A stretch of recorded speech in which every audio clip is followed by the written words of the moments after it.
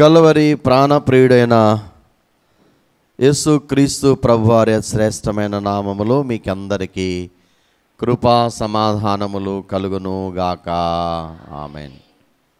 ప్రియమైన దేవుని పిల్లలారా, మరి దేవుని యొక్క మహాకృపను బట్టి ఈ లెంట్ సీజన్లో లేక సిలువ ధ్యాన కాలములో 40 దినాల ఉపవాస దీక్షలో మరి ఈ యొక్క మొదటి విశ్రాంతి దినముగా మనం ఆచరిస్తూ ఉన్నాము.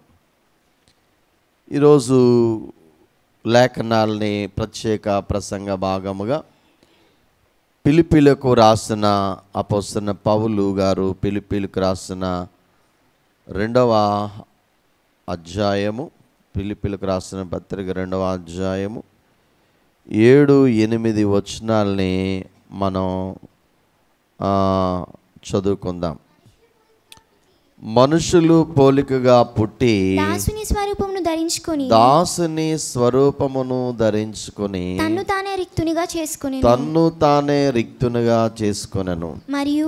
మరియు ఆయన ఆకారమందు మనుష్యుడుగా కనబడి మరణము పొందునంతగా అనగా శిలువ మరణము పొందునంతగా విధేయత చూపిన వాడై తన్ను తాను తగ్గించుకొనెను. ప్రియమైన దేవుని పిల్లారా, ఈరోజు ప్రసంగ అంశం ఏంటంటే దాసులు అని రాసుకోండి. ప్రియులారా, సర్వ మానవాలు సృష్టికర్తకు దూరమైపోయినప్పుడు ఆయన ప్రియ కుమారుని లోకములోనికి పంపిస్తానని చెప్పిన పరమతండ్రి కాలం పరిపూర్ణమైనప్పుడు తన కుమారుని భూమి మీదకి పంపించాడు. ఆయన ఏ విధముగా భూమి మీదకి వచ్చాడో మనం అందరం ఎరిగి ఉన్న వారమై ఉన్నాం. చూడండి, 6వ వచనములో ఆయన దేవుని స్వరూపము కలిగిన వాడయుండి సమానముగా ఉండుట విడిచిపెట్టకూడని భాగ్యమని ఎంచుకొనలేదు, కానీ మనుషుల పోలికగా పుట్టి దాసుని స్వరూపమును ధరించుకొని తన్ను తాను రిక్తునిగా చేసుకొని మరి ఆయన ఆకారమందు మనుషుడుగా కనబడి మరణము పొందినంతగా అనగా శిలువ మరణం పొందినంతగా విధేయత చూపిన వాడై తన్ను తాను తగ్గించుకొనెను. ఇది క్రీస్తు ప్రభు యొక్క మనస్సు. ప్రియులారా, ఆయన దేవుని స్వరూపము త్రిత్వములో ఒక వ్యక్తి అయ్యుండి ప్రియులారా ఆ స్వరూపాన్ని ధరించుకున్నటువంటి ఆయన మన నిమిత్తము దాసుని స్వరూపం ధరించుకొని ఆకారమందు మనుషుడిగా కనబడి మరణం పొందనంతగా అనగా శిలువ మరణం పొందనంతగా ఆయన ఏం చూపాడట? విధేయత చూపినవాడే తన్ను తాను తగ్గించుకున్నాడు. ఈరోజు శిలువను ధ్యానిస్తున్న ప్రియమైన దేవుని పిల్లలారా, ఒక మాట మీరు గుర్తించండి. ఏమని వ్రాయబడిందంటే దాసుడు. ఏంటమ్మా? దాసుడు. దీనికి హీబ్రూ భాషలో ఈవెన్ అనే మాట వ్రాయబడింది. ఈవెన్ అనే మాటకు అర్థం ఏంటంటే స్లేవ్, అంటే బానిస. దాసుడు అంటే ఎవరమ్మా? బానిస. బానిసను గురించి మీకు ఎంతమందికి తెలుసో చేతులెత్తండి. బానిసలంటే ఎవరు? ఒకప్పుడు 1947 ఆగస్టు 15 స్వాతంత్ర దినోత్సవానికి ముందుగా మనం అందరం ఎవరం అమ్మా? బానిసలం. బానిసలం అంటే పరాయి వాళ్ళు మన దేశాన్ని ఏం చేశారు? పరిపాలించారు, నలగొట్టారు, భయంకరంగా హింసించినట్లుగా మనం చూస్తాం. సరే, ఈరోజు మరి దీనికి కొన్ని విషయాలు మీతో పంచుకోవాలని ఆశపడుతున్నాను. లేఖనాలు మనం చూద్దాం. 7 విధాలుగా మనము ఈ యొక్క వాక్య భాగాలు మన కంటికి కనబడుతూ ఉంటాయి. ప్రియులారా, చూడండి, 7 విషయాలు. ఈ వాక్యోపదేశం మా కోసమే చెప్పారు అని అనుకోకండి, ఇది మన కోసమే. ఎవరి కోసమమ్మా? మన కోసమే. కొంచెం తీవ్రంగా ఉంటుంది, అయినప్పటికీ శిలువ ధ్యాన కాలంలో ఉన్నాం కనుక మనం వీటన్నిటినీ మనస్కరించుకుంటూ ప్రభు శిలువకు మనం దగ్గరైపోదాం. చూడండి, లేఖనాల్లో 7 ప్రాముఖ్యమైన సంగతులు ఉన్నాయి. మొదటి సంగతి మనం చూద్దాం. యోహాను సువార్త 8వ అధ్యాయము 34వ వచనం చదువుదాం. యోహాను సువార్త. అందుకు యేసు, ప్రతివాడును పాపము చేయు ప్రతివాడును పాపమునకు దాసుడని మీతో నిశ్చయముగా చెప్పుచున్నాను. చూడండి ప్రియులరా, 7 విధాలైనటువంటి దాసరికం, బానిసత్వములో మొదటి మాట ఏంటంటే, ప్రభు స్వయంగా చెప్పిన మాట, పాపం చేసేవాడు పాపమునకు ఏమవుతాడట? దాసుడైపోతాడు. చూడండి, ఒక కళ్ళు త్రాగేవాడు కానీ, ఒక మద్యం సేవించేవాడు కానీ, లేకపోతే ఆ మత్తులో ఉండేవాడు కానీ ఒకసారి అలవాటు అయిందనుకోండి, దాని నుంచి బయటికి రాగలడా? రాలేడు. దినదినము అలాగా దానికి మరి లోబడిపోయి దాని ప్రకారంగా జీవిస్తూ ఉంటాడు. సరే ప్రియులరా, వాట్ ఈజ్ సిన్? ఇంతకీ పాపం అంటే ఏమిటి అనే ఒక సబ్జెక్ట్ అది ఒకసారి చెప్పాను మీకు. పాపము ఎన్ని విధాలుగా ఉన్నది? బైబిల్ గ్రంథములో కొన్ని సంగతులు గుర్తు చేస్తాను లేఖనాల ప్రకారంగా.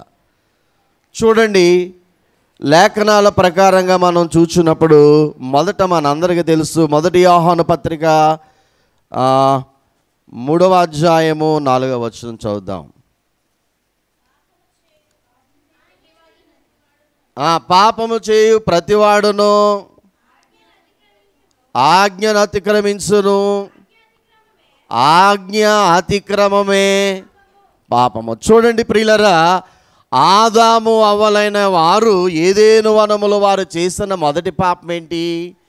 దేవుడు వద్దు అన్న పని వాళ్ళు చేశారు. ఆయన కమాండ్ చేశాడు, ఇది తినొద్దు అన్నాడు, దానిని వారు ఏం చేశారమ్మా? తిన్నారు. అదే పాపం. కాబట్టి ఆది దంపతులు దేవుని మాట ధిక్కరించినందువలన వారు మహిమను కోల్పోయినట్లుగా మనం చూస్తూ ఉంటాం. మొదటిది ఆజ్ఞ అతిక్రమమే పాపముగా మనం చూస్తూ ఉంటాం. ఒక 7 విషయాల సంగతులు మీతో చెప్తాను. చూడండి, బైబిల్ మనకి ఏం చెప్పిందో, ఏది చేయమని చెప్పిందో దానిని చేయడమే క్రైస్తవ జీవితంలో ఉన్న నిజమైన శ్రేష్టమైన భక్తి జీవితం. చూడండి, ఆ లేఖనాలు ఈ విధంగా చెప్తూ ఉన్నాయి. సామెతల గ్రంథం 24వ అధ్యాయము 19వ వచనం. టకటక ఒక 7 సంగతులు మీతో జ్ఞాపకం చేసుకుంటానా. దుర్మార్గులను చూచి నీ వ్యసన పడకము, బుద్ధిహీనులేడలా భక్తిహీనులేడలా మత్సర పడకము, మూర్ఖుని యోచన పాపము. ఇది 2వ అనుభవం. మూర్ఖుని యోచన. మూర్ఖులంటే ఎవరు అమ్మా? మూర్ఖుడంటే మొనార్క్. తను ఏదైతే అనుకుంటాడో అదే చేస్తాడు, కానీ ఇది మంచా చెడు అనే ఆలోచన మూర్ఖునికి ఉండదు. కాబట్టి ప్రియులారా, మూర్ఖుని యోచన, చెడ్డ తలంపు పాపముగా ఉన్నది. మొదటి యోహాను పత్రిక 5వ అధ్యాయము 17వ వచనం చదువుదాం. మొదటి యోహాను పత్రిక 5వ అధ్యాయం 17వ వచనం. సకల దుర్నీతియు పాపము. చూడండి ప్రియులారా, అంటే దుర్నీతికి వ్యతిరేకమైన పదం ఏంటి? నీతికి వ్యతిరేకమైంది దుర్నీతి. కాబట్టి నీతి కానిది ఏదైనా అది దుర్నీతి గనుక ఆ సకల దుర్నీతి కూడా ఏమైంది? పాపమైనది. రోమాపత్రిక 14వ అధ్యాయము 23వ వచనం. రోమాపత్రిక 14వ అధ్యాయం 23వ వచనం.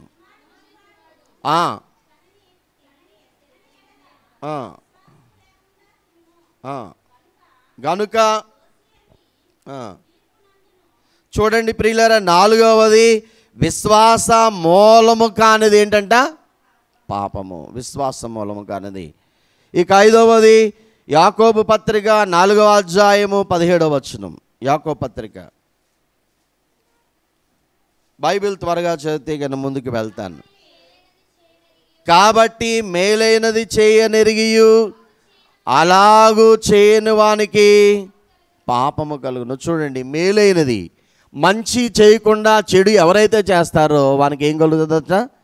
పాపం కలుగుతుంది. అంత మాత్రమే కాదు, 6వదిగా మనం చూసినట్లయితే మొదటి సమూయేలు గ్రంథము 12వ అధ్యాయం 23వ వచనం.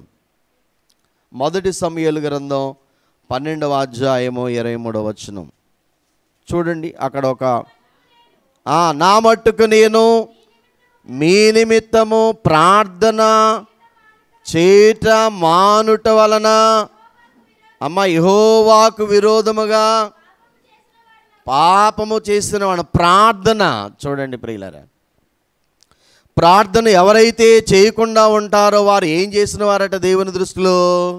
పాపం. మరి ప్రార్థన మీకు అందరికి వచ్చా? ఏమ్మా ప్రార్థన వచ్చా?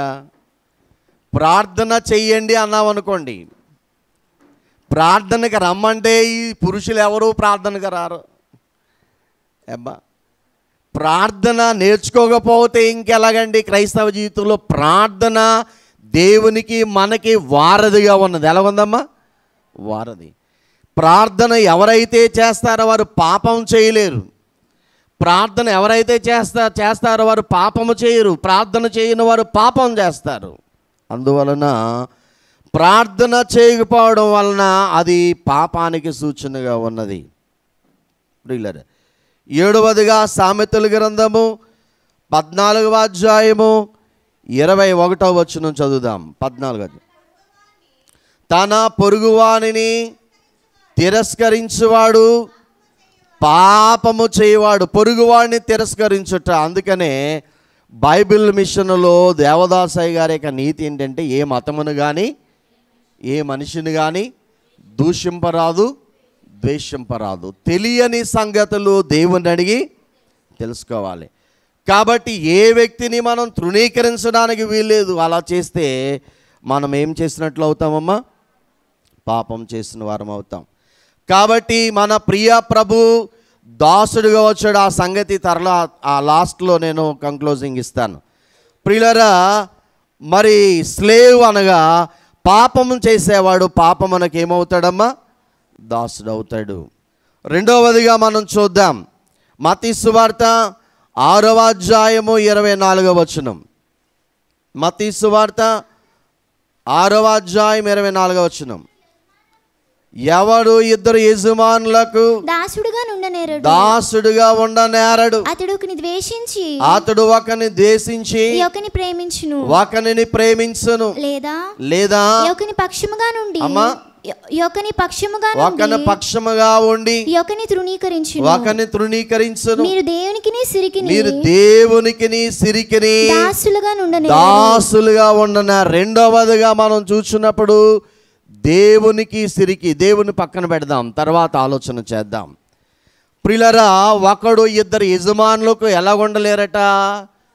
దాసులుగా ఉండలేరు. చూడండి, ఒక డ్రైవర్ ఉన్నాడు అనుకోండి, వాడు ఒకే యజమాని దగ్గర పని చేయలేడు. చేయగలడా? చేయలేడు. ప్రియులరా, ఒక యజమానికి దగ్గర ఒకలే పని చేయగలరు. అది బైబిల్ యొక్క సత్యం.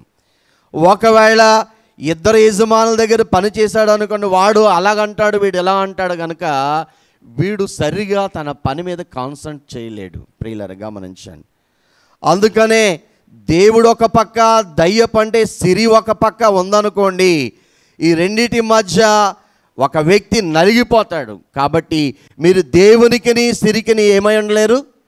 దాసులుగా ఉండలేరు, బానిసగా ఉండలేరు. ప్రియులరా, ఇక్కడ మనం గమనించినట్లయితే సిరి అనగానే హీబ్రూ ఇంగ్లీష్ భాషలో మమ్మోన్ అనే మాట వాడబడింది. మమ్మోన్ అనే మాటకు అర్థం ఏంటంటే ధన పిచాచి.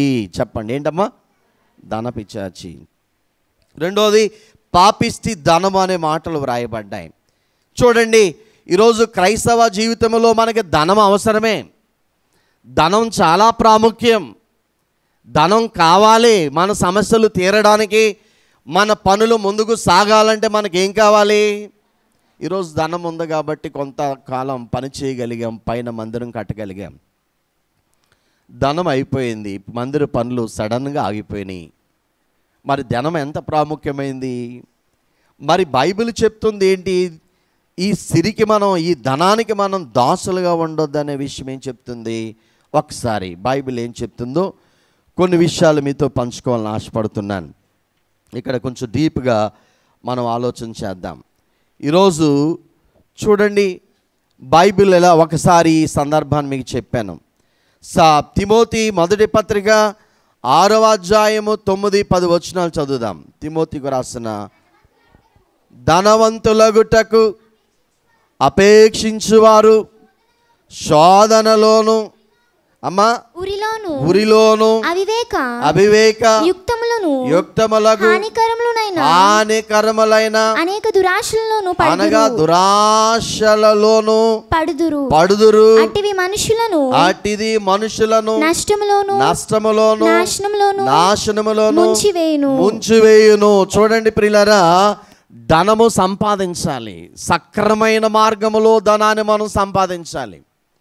రైట్ వేలో మనం ధనం సంపాదించాలి. తప్పు దారిలోకి వెళ్ళి ధనం సంపాదించడం అంటే అర్థం ఏంటంటే దేవుని పక్కన పెట్టి ధనమే సర్వం అయిపోయింది ప్రియులారా. అలా పరిశుద్ధ గ్రంథంలో పాత నిబంధనలో దేవుని మాట ధిక్కరించి ధనాపేక్షపరుడై ఎలీషా శిష్యుడైనటువంటి గెహాజీ తన గురువు గారు వద్దనుకున్న ధనాన్ని కావాలని అడ్డదారిలో పరిగెట్టి తెచ్చుకున్నాడు. కుష్ఠరోగాన్ని సంపాదించుకున్నాడు. ఎవరైనా? గెహాజీ ప్రియులరా, గెహాజీ. అలాగే నూతన నిబంధనలో గురువు ద్రోహము చేసి గురువును 30 వెండి నాణాలకు అమ్మి గురుద్రోహిగా మారి మరణాన్ని తెచ్చుకున్నాడు. ఎవరు? యోధా ఇస్కరియోతు. ప్రియమైన దేవుని పిల్లరా, గమనించండి. అలాగే మరి దేవుడు వద్దన్న ఇశ్రాయేలు ప్రజలను దీవించమని చెప్తే అడ్డదారిలో వెళ్ళి బాలాక్ అనే రాజు ఇచ్చిన ఆఫర్ని స్వీకరించి వెండి బంగారాలకు ఆశపడి తప్పుడు త్రోవలో వెళ్ళి ధనం కొరకు ప్రయాసపడి దేవుని పిల్లలైన వారిని శపించినటువంటి బిలాము కూడా ఏమయ్యాడు? యుద్ధములో ఘోరమైన మరణాన్ని పొందినట్లుగా మనం చూస్తాం. ప్రియులారా, ధనం మనకు కావాలి, కానీ ధనమే సర్వం అనుకుని దేవుని పక్కన పెట్టి ధనం కొరకు ఈరోజు ఆదివారం గుడికి రావాలి. భక్తి కలిగిన వాళ్ళందరూ ఎక్కడికి వెళ్తారు? ఈరోజు దేవాలయానికి వస్తారు. దేవాలయంలో ప్రభునందు ప్రియులారా దేవుని ఆరాధించేటువంటి స్థలం ఇది.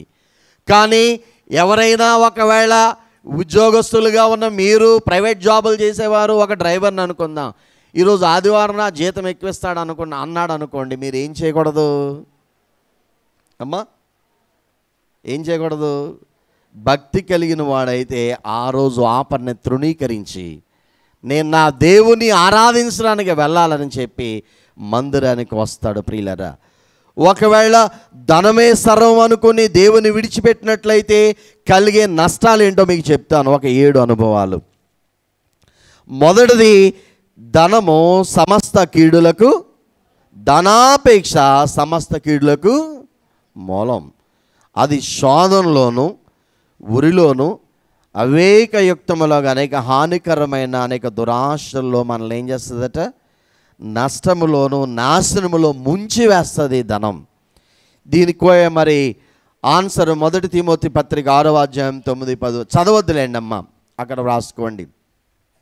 సమస్త కీడులకు కారణం ఏంటంటే ధనం, ధనాపేక్ష. దేవుని విడిచిపెట్టి ధనదాహంతో పరిగెట్టేవాడు కీడులో ఉరిలో నాశనాన్ని తెచ్చుకుంటాడని బైబిల్ చెప్తుంది. రెండవదిగా, ధనాపేక్ష కలిగినటువంటి వారు విశ్వాసము నుండి తొలగిపోతారు. దేనిని తొలగిపోతారు? 1 తిమోతి పత్రిక 6వ అధ్యాయము 10వ వచనం చదువుదాం బైబిల్లో నుంచి. ఎందుకనగా ధనాపేక్ష సమస్తమైన కీడులకు మూలము. కొందరు దానిని ఆశించి విశ్వాసము నుండి తొలగిపోయి నానా బాధలతోనూ తమ్మును తామే పొడుచుకొనిరి. చూడండి ప్రియులరా, ధనాపేక్ష కలిగిన వారు మరి విశ్వాస భ్రష్టులైపోతారు, దేవునికి దూరం అయిపోతారు. ధనము వాళ్ళ హృదయాన్ని ఆవరించుకుంటుంది. ప్రియులరా, ధనము వారి హృదయాన్ని ఆవరించుకుంటుంది. అప్పుడు వారు విశ్వాసము నుండి తొలగిపోతున్నట్లుగా మనం చూస్తూ ఉంటాం. ధనమే సర్వం బనుచు సుఖమే స్వర్గం బనుచు తండ్రిని వీడితి. ధనమే సర్వం బనుచు సుఖమే స్వర్గం బనుచు తండ్రిని వీడితి. ధరణి భోగములెల్లా బ్రతుకు ధ్వంసము చేయ దేహి నిను చేరితి. ధరణి భోగములెల్లా బ్రతుకు ధ్వంసము చేయ దేహి నిను చేరితి. దేహి అని నీ వైపు చేతులెత్తిన నాకు దారిని చూపుము. మార్గము చూపుము ఇంటికి నా తండ్రి ఇంటికి.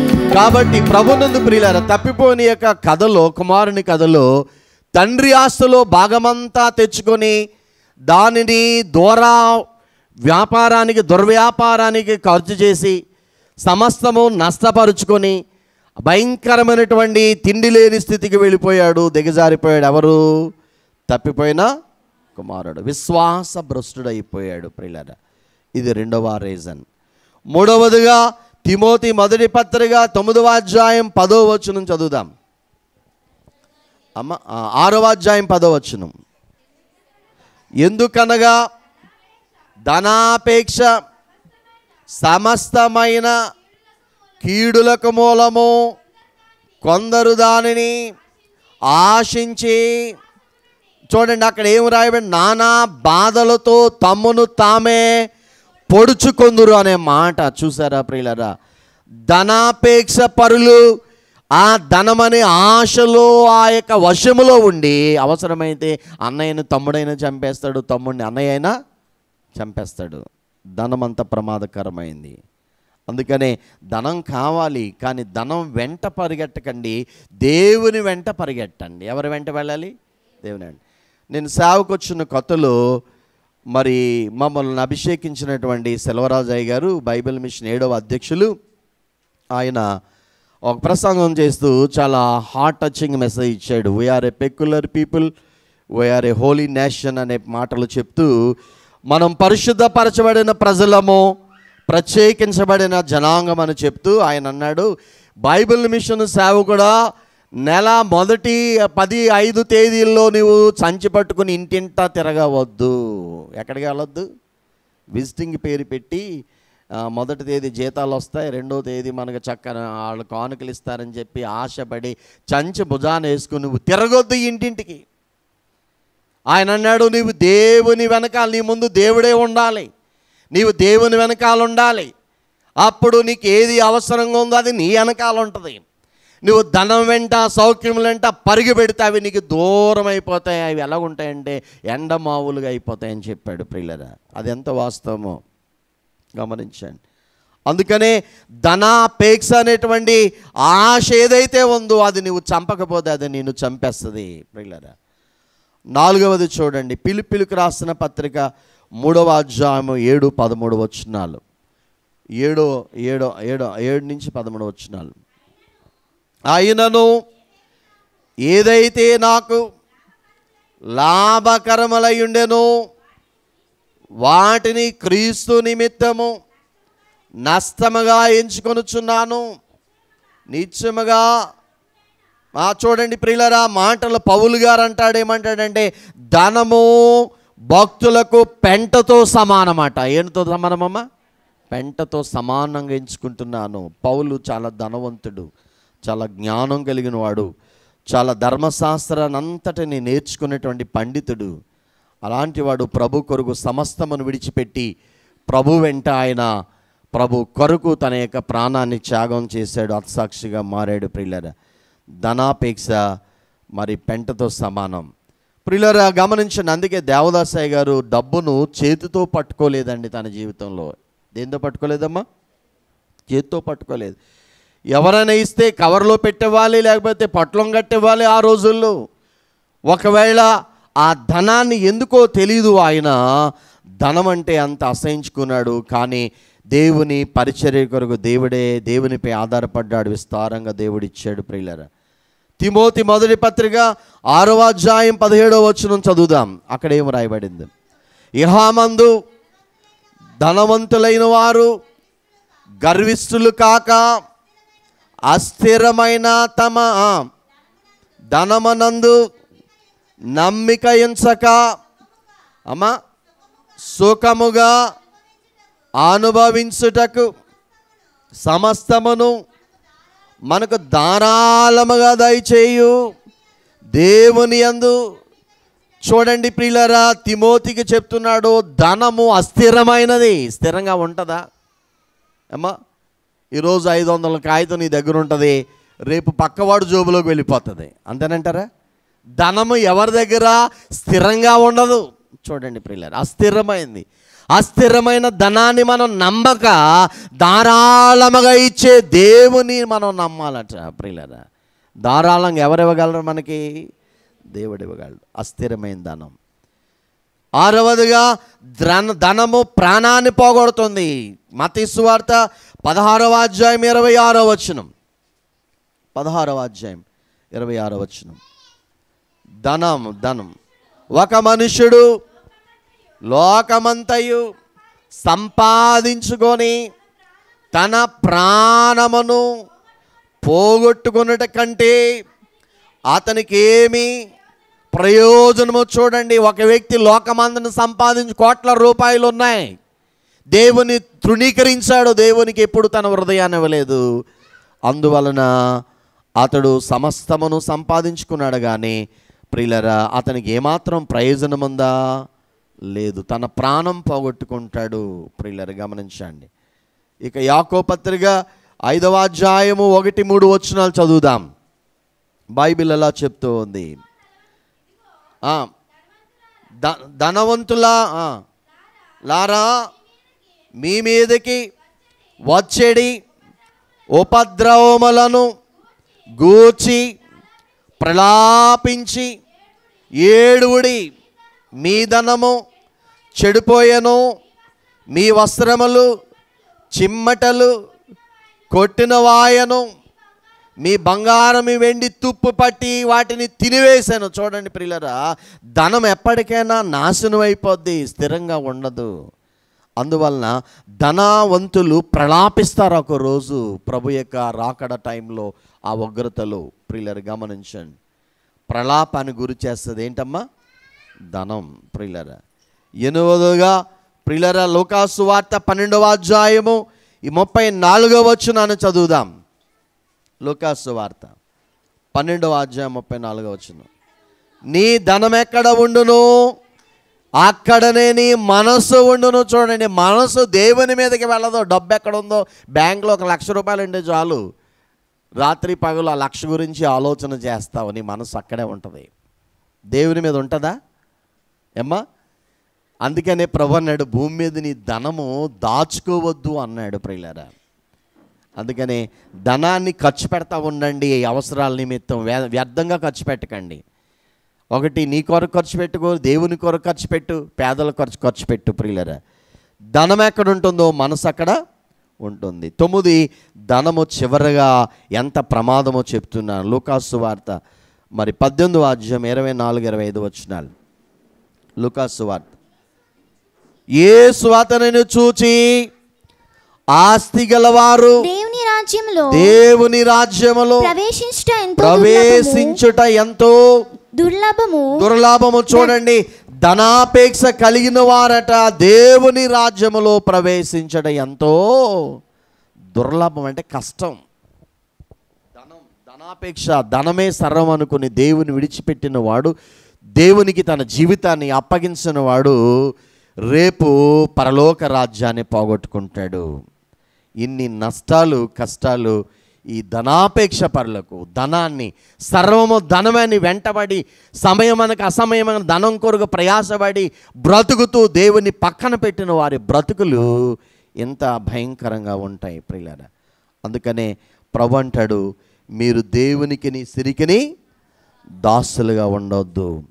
అలా బైబిల్ గ్రంథం మనకి ఎన్నో విషయాలు చెప్తూ ఉంది ప్రియులారా. గమనించండి, చాలా సంవత్సరాల క్రితం ఒక ఆయన గుండె నొప్పి వస్తుందని డాక్టర్ దగ్గరికి వెళ్ళాడండి. జాగ్రత్తగా వినండి. ఏమొస్తుందనమ్మా? గుండె నొప్పి వస్తుందని. హార్ట్ అటాక్ వచ్చింది ఆయనకి, ఏంటో చూద్దామని వెళ్ళాడు. డాక్టర్లు స్కానింగ్ చేసి అన్నీ చేసిన తర్వాత ప్రాబ్లం ఏంటో చెప్పారు. హార్ట్లో ఉన్న ప్రాబ్లం చెప్పిన తర్వాత, నీకు హార్ట్ ఆపరేషన్ చేయాలి, అర్జెంటుగా 2 లక్షలు తీసుకురమ్మన్న డాక్టర్లు. ఆడ కొంచెం మరి ఆలోచనలో పడ్డాడు. ప్రియులారా గమనించండి, ధనాపేక్ష పరులు ధనాన్ని ఖర్చు పెట్టలేరు. వ్యర్థంగా ఖర్చు పెట్టుకుంటారు కానీ దేవుని కొరకు ఇవ్వలేరు. అయితే ఆపరేషన్ చేయాలి. ఏంటయ్యా డాక్టర్ గారు ప్రాబ్లం అంటే, నీ గుండె అందరి గుండెలు లబ్ డబ్ అంటే నీది డబ్బు డబ్బు అని కొట్టుకుంటుంది. నీ గుండె ఏమని కొట్టుకుంటుంది? డబ్బు డబ్బు. ప్రియులారా, పాస్టర్ గారు మీరు నన్ను అడగొచ్చు, ఈరోజు మేము చాలా ఆర్థిక సమస్యల్లో నలిగిపోతున్నామయ్యా, రుణాలతోనూ సమస్యలతోనూ. మీరు డబ్బు ఎంత ప్రమాదం అని చెప్తారేంటయ్యా, డబ్బు కావాలి కదా అని మీరు అడగొచ్చు. నేను అనేది, బైబిల్ చెప్పేది ఏంటంటే, డబ్బు నీ అవసరతలకు అవసరమే, కానీ దేవుని విడిచిపెట్టి డబ్బే అని జీవితాన్ని అంతటిని డబ్బు వశం చేసినట్లయితే అది నీకు నష్టం కలిగిస్తుంది అని మాత్రమే బైబిల్ చెప్తుంది. ప్రియులారా, దీన్ని మీకు కొంచెం లోతుగా అర్థం చేసుకోండి. ప్రియులారా గమనించండి. కాబట్టి మీ హృదయ శబ్దం ఎలాగున్నది? మీ గుండె శబ్దం ఎలాగున్నది? డబ్బు రాత్రి పగలు అదే ఆలోచనతో ఉన్నారా? అదే బ్రతుకుగా బ్రతుకుతున్నారా? దేవునికి ఏమాత్రమైన మీ జీవితంలో అవకాశము, సమయము, మీ యొక్క హృదయంలో స్థానము ఏదైనా ఆయనకి ఇవ్వగలుగుతున్నారా? ఒకసారి ఆలోచన చేయండి. కాబట్టి ప్రభువు ఆయన వచ్చిన దాసత్వం దేనికోసం వచ్చాడు? పాపానికి దాసుడు కాదు ఆయన. ఆయన తన తండ్రికి దాసుడు. ఎవరికి దాసుడమ్మా? తండ్రి. పరిచర్య చేయడానికి, స్లేవ్ అంటే మన కొరకు పని చేయడానికి వచ్చాడు ఆయన. పనికి దాసుడు ఆయన. చూడండి ప్రియులారా గమనించండి. సిలువ మరణం పొందినంతగా ఆయన ప్రాణం పెట్టి తన్ను తాను తగ్గించుకున్నాడు. దాసునిలో ఉన్న గుణం ఏంటంటే ప్రియులారా, దేవుని దాసుడికి తగ్గించుకునే స్వభావం ఉంటుంది. ఒబిడియంట్. ప్రియులారా గమనించండి. కాబట్టి ప్రియులారా, మన పాపమునకు దాసులు కావద్దు, సిరికి ఈ రెండింటికి ఒకవేళ దాసులుగా ఉంటే నీవు చాలా ప్రమాదములో ఉన్నావు గనుక నీవెక్కడికి రావాలి? ఇదిగో 40 దినాలు సిలువ ధ్యానాలు, కల్వరి కొండ, కొట్టబడిన నీ ప్రాణప్రియుడు తన రక్తధారలు ఆయన తల మొదలుకొని పాదాల వరకు రక్తం చెందించాడు. ఆ రక్తధారల దగ్గరికి వచ్చి ఆయన శరణ కోరు, ఆ సిలువ శరణ కోరు. సిలువే నా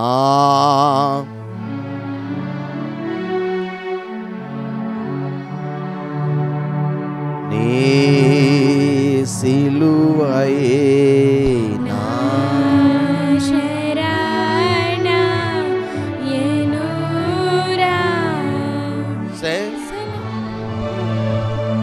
సిలువను జూచుకొనది శిల సమానమైన మనసు. సిలువను జూచుకొనది శిల సమానమైన మనసు.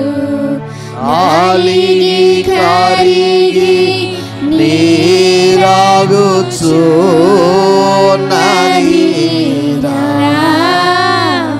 నాలిగి కరిగి నీరాగుచున్నది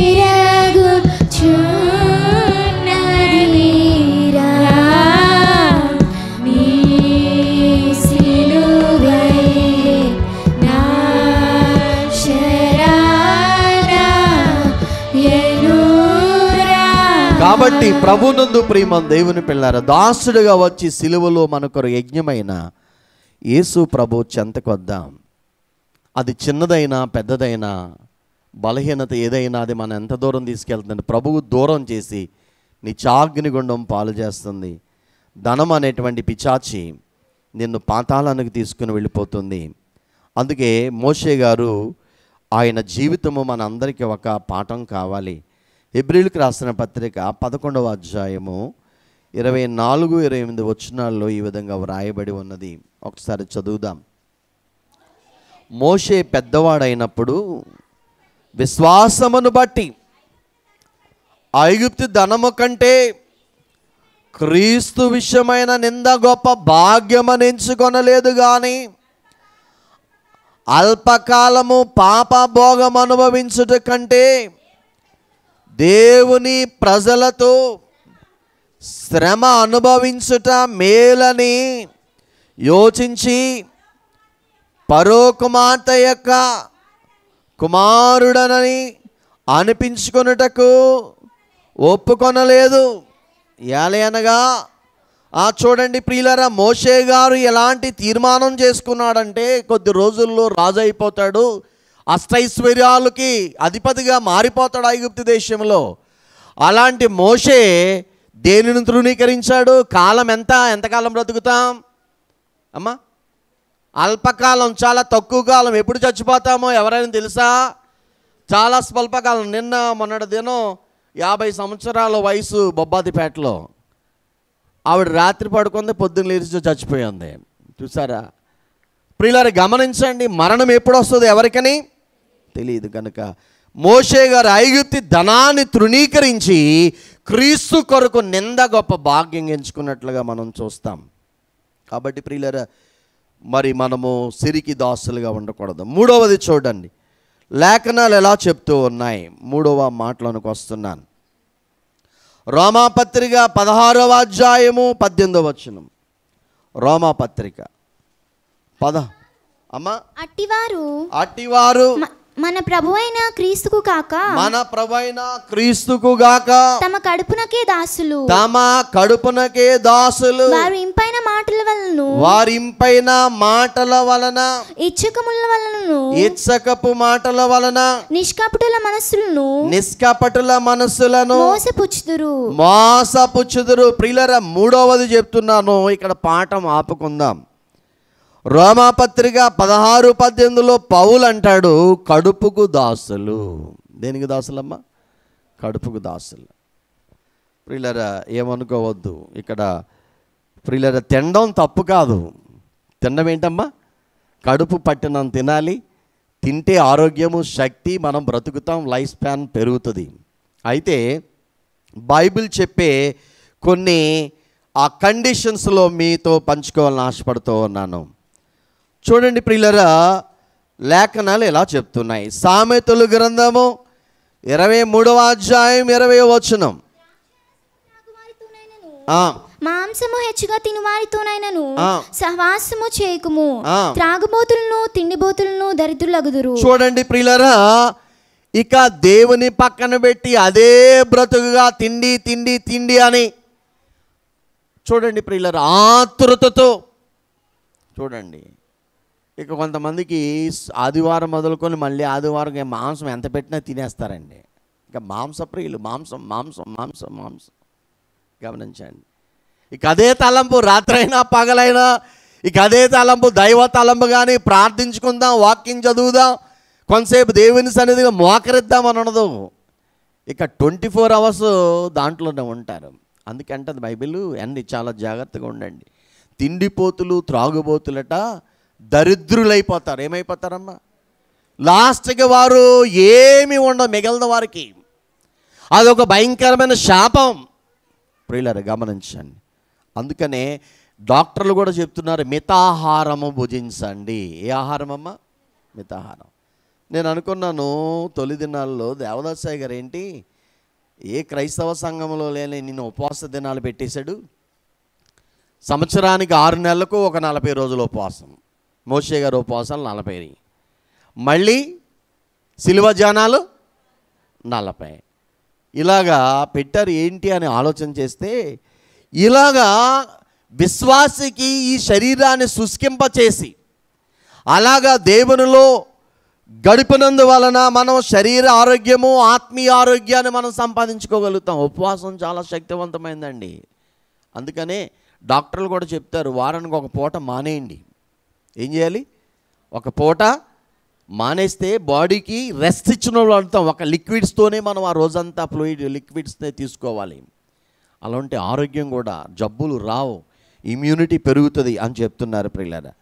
కాబట్టి ఉపవాసం చాలా మంచిది. కాబట్టి 40 రోజులు యవనస్తులైన వారులారా మీరు ఉపవసించండి. ఇప్పుడు మేము ఉపవాసం చేయలేం, ఒక పూట మానేస్తే గ్యాస్ట్రిక్ ప్రాబ్లమ్స్, షుగరు, బీపీ, రకరకాలైన పరిస్థితులు ఉన్నాయి. అందుకని యవన కాలంలో ఎంత మీరు దేవునికి దగ్గర అయిపోతారో మీ ఫ్యూచర్ అంత బ్రైట్గా ఉంటుంది. ఒకసారి ఆలోచన చేద్దాం. చూడండి, సంఖ్యాకాండము 11వ అధ్యాయము 44వ వచనం.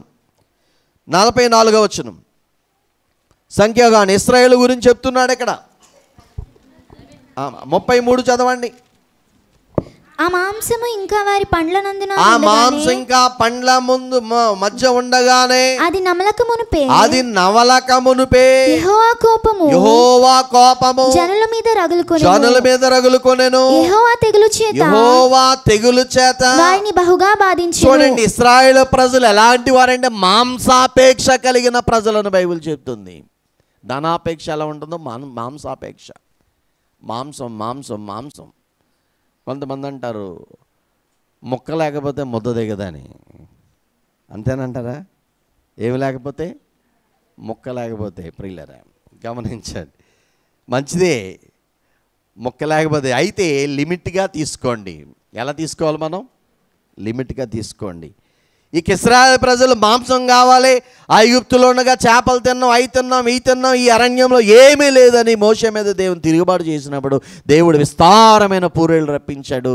చక్కగా వచ్చి వాళ్ళు వేటాడకుండానే వచ్చేసాయి ఆ పక్షులు.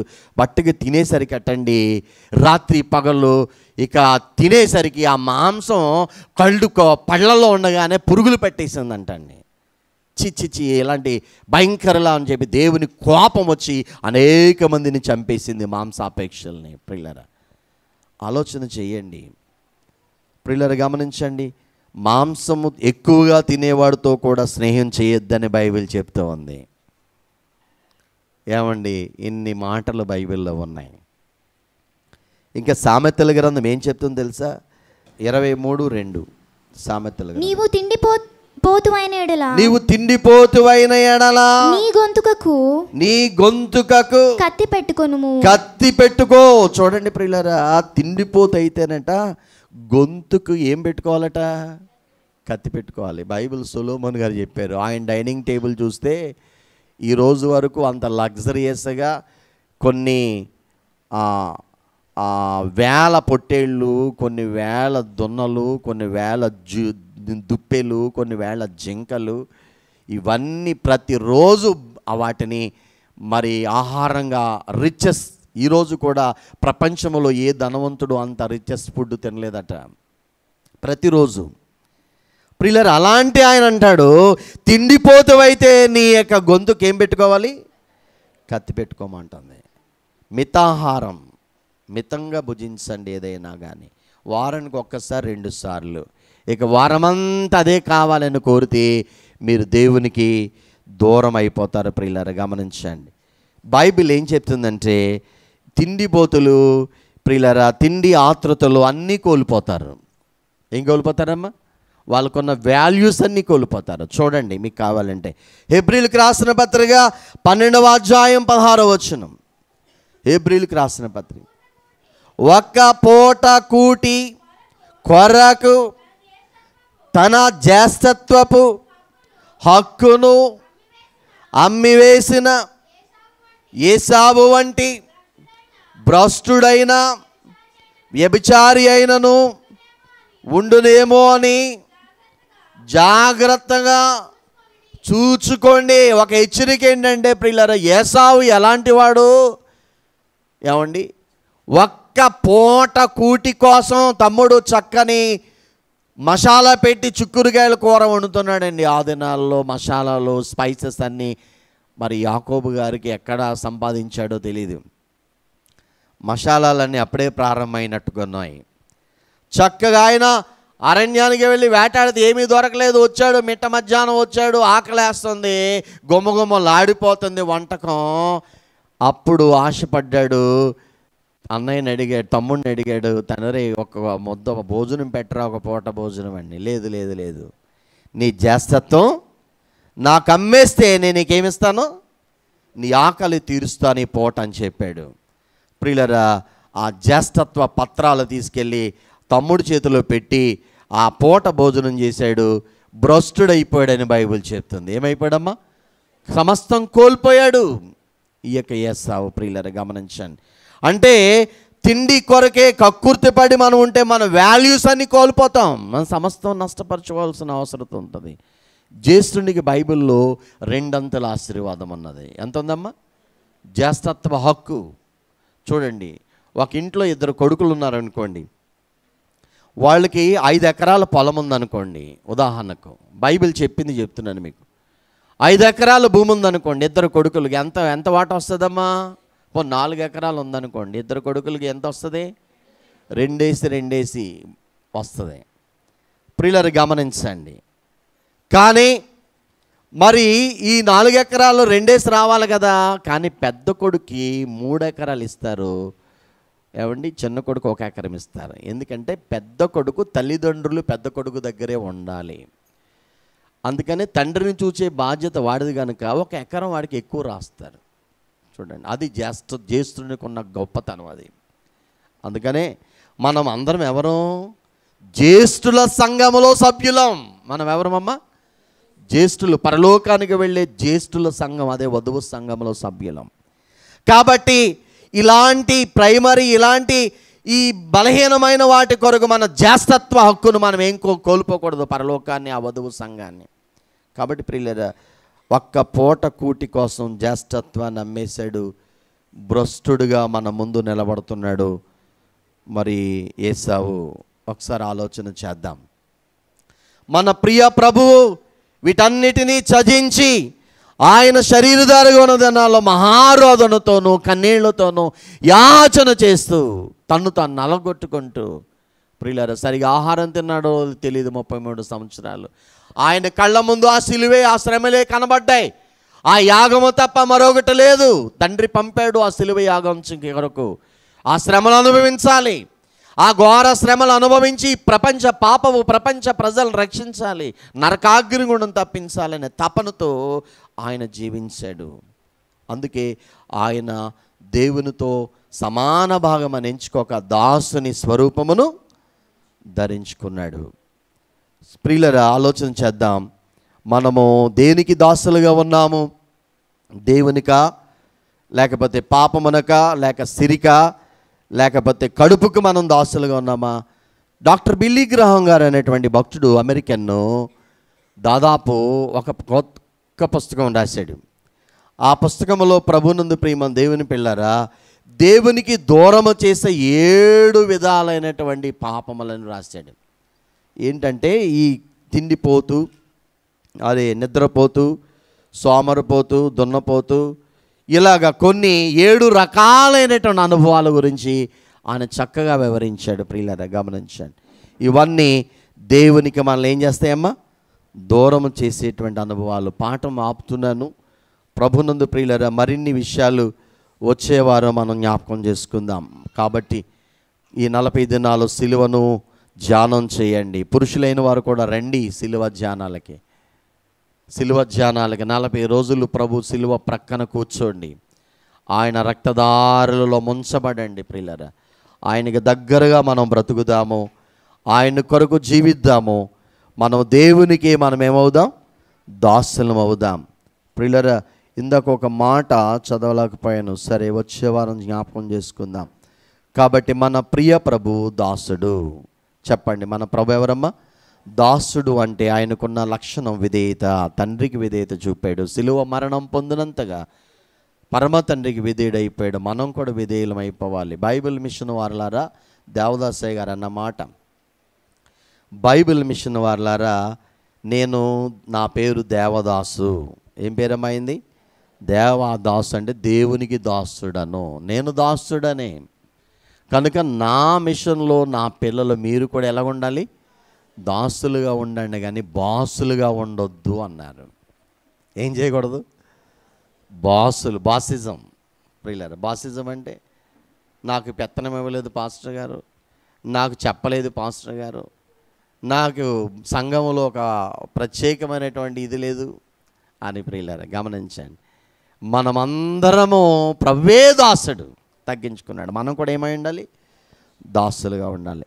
అటువంటి దేవునికి దాసులమైండి. ఈ 3 మరి దాసరకాలను జయించి ప్రభు శిలువ సాక్షిగా ఆ రక్తములో కడగబడి, ఒకవేళ ఎవరైనా ఇట్టి బలహీనతలు ఉంటే ప్రభు పాదములు చెంతకు వచ్చి ఆ శిలువ నీడలో ఆ రక్తధారలో కడగబడి మనము ప్రభువుకు దాసులుగా రూపాంతరం చెంది ఆయన దాసులు రేపొద్దున్న ఏం సంపాదించుకుంటారో తెలుసా? మీరు ప్రకటన గ్రంథం తీయండి. ఒక మాట చెప్తాను, మీరు కూడా దేవునికి దాసులైతే, లోకానికి పాపానికి ప్రియులారా ఈ సిరికి ఈ కడుపుకు మనం దాసులుగా కాకుండా ఉంటే ప్రియులారా, మనము రేపొద్దున్న పరలోకములో మనకి ఏ భాగ్యం కలుగుతుందంటే 22వ అధ్యాయము ఎన్నో వచనం చదువుతారు? 4వ వచనం. ఆయన దాసులు ఆయనను సేవించుచు ఆయన ముఖ దర్శనము చేయుచుందురు. ఆయన నామము వారి నొసల యందుండును. రాత్రికి అన్నడ ఉండదు, దీపకాంతిని సూర్యకాంతి వారికి అక్కర్లేదు. దేవుడైన ప్రభువే వారి మీద, వారు యుగ యుగములు రాజ్యము.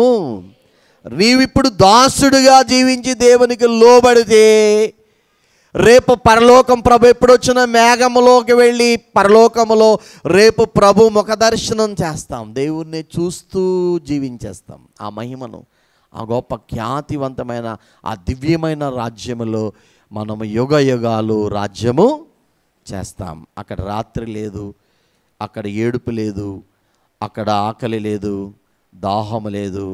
ప్రభు యొక్క మహిమే అక్కడ ప్రకాశిస్తూ ఉంది. ఆ మహిమలో నీవు మహిమై ప్రకాశిస్తావు. ఆయన ముఖాన్ని రోజు ఆయన ముఖాన్ని చూస్తూ బ్రతికేస్తాం.